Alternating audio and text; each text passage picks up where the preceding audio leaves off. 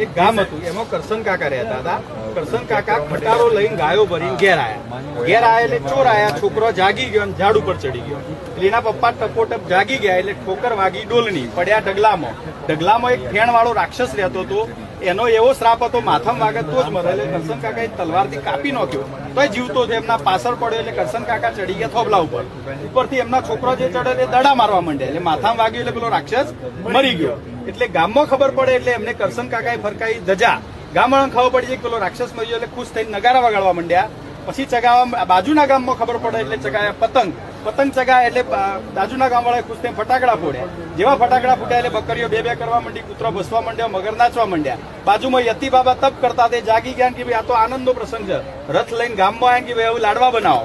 લાડવા બનાવે એટલે વરસાદ પડ્યો, ગામના લોકો શરણે વગાડવા માંડ્યા.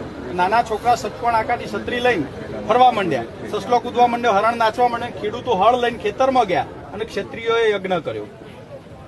વાહ મારો